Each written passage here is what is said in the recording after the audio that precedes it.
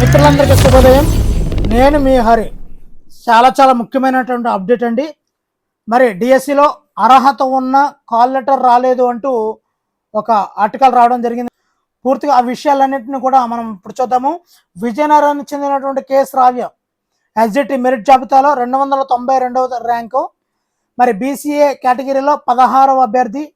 మరి 18 పోస్టులు ఉన్నప్పటికీ కూడా ధ్రువపత్రాల పరిశీలనకు తనకు కాల్ లెటర్ రాలేదంటున్నారు. 14 మందినే పిలిచారని, మిగిలిన 4 పోస్టుల పరిస్థితి ఏంటని ఆందోళన వ్యక్తం చేస్తున్నారు. ఇక్కడ ఇది విజయనగరానికి సంబంధించిందండి. అదేవిధంగా బలిజపేటకు సంబంధించి చూద్దామండి ఒకసారి. మరి బలిజపేట మండలం అరసాడకు చెందినటువంటి సిహెచ్ రమేష్ ఎస్జిటిలో 261వ ర్యాంకు సాధించారు. బీసీబీ కేటగిరీలో 21వ అభ్యర్థి. ధ్రువపత్రాల పరిశీలనకు 17 మందినే పిలిచారు. 18వ స్థానంలో ఉన్న అబ్బాయిని పిలవకుండా 19, 20వ స్థానంలో ఉన్న అమ్మాయిలకు కాల్ లెటర్లు పంపించారని పేర్కొన్నారండి.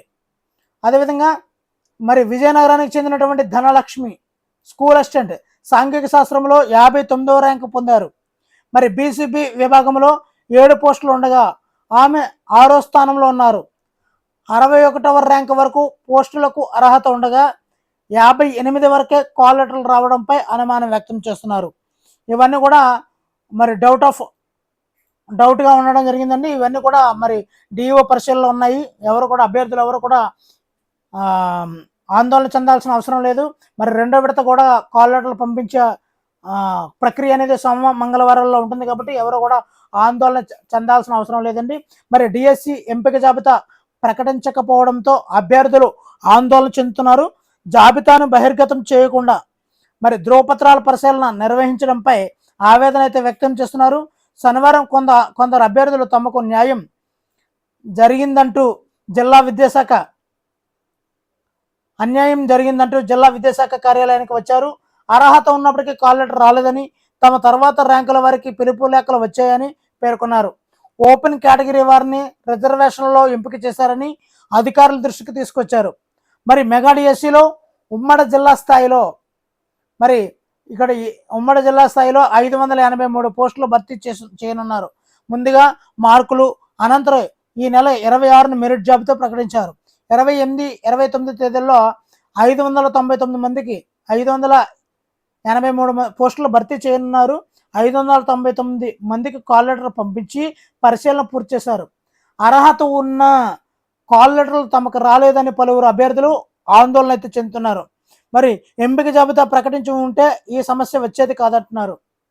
మరి నెక్స్ట్ చూద్దామండి. మరి డిఏఓ గారు ఏమన్నారనేది ఒకసారి చూసేద్దాము. అభ్యర్థులు 3-4 పోస్టులకు ఎంపికయ్యారు. డిఎస్సిలో ప్రకటించిన అన్ని పోస్టులు భర్తీ అయ్యేలా చూసి తర్వాత ఎంపిక జాబితాను పెట్టాలనేది ప్రభుత్వం యొక్క ఆలోచన. 2 రకాల రోస్టర్లు ఉన్నాయి. ప్రతి యాజమాన్యానికి రోస్టర్ మారుతుంది. దరఖాస్తు సమయంలో ఐచ్ఛికాన్ని బట్టి అభ్యర్థులను పరిశీలనకు పిలిచారు. ఇవన్నీ గమనించాలి. త్వరలోనే ఎంపిక జాబితాను ప్రదర్శిస్తారు. పరిశీలన పూర్తయినంత మాత్రాన ఉద్యోగం వచ్చినట్లు కాదు అంటూ మాణిక్యం నాయుడు గారు, జిల్లా విద్యాశాఖ అధికారి గారు తెలియజేశారండి. త్వరలోనే ఎంపిక జాబితా అంటూ. మరి మిత్రులు ఎవరు కంగారు పడాల్సిన అవసరం లేదు. మరి మనకి కాల్ లెటర్ ప్రక్రియ అనేది మంగళవారాలు కూడా ఉంది కాబట్టి అర్హత ఉన్న కాల్ లెటర్ రాలేదు అంటూ చాలామంది అభ్యర్థులు ఆందోళన అయితే చెందుతున్నారు. కాబట్టి నిస్సందేహంగా మనకి 2వ విడతలో మనకి 2వ రౌండ్లో కాల్ లెటర్లు అయితే వస్తాయి. మరి బుధ లక్షవారాల్లో మనకి ఈ యొక్క సెలక్షన్ లిస్ట్ అయితే రిలీజ్ చేస్తారు. అదేవిధంగా సర్టిఫికేట్ వెరిఫికేషన్ అనంతరం మనకి ఈ యొక్క సెలక్షన్ లిస్ట్ అయితే రిలీజ్ చేస్తారు. అందరినీ కూడా సెప్టెంబర్ 5వ తేదీకి డిఎస్సి నియామకాల్లో పూర్తి చేసే బాధ్యతను ప్రభుత్వం అయితే గట్టిగానే తీసుకుందండి. మిత్రులు ఎవరు ఆందోళన చెందొద్దు. మీకు తోడుగా మేము ఉంటాం. వీడియో నచ్చితే తప్పనిసరిగా లైక్ చేయండి. ఇలాంటి మరిన్ని వీడియోల కోసం ఛానల్ సబ్స్క్రైబ్ చేసుకోండి. Thank you for watching. Me Hari signing out.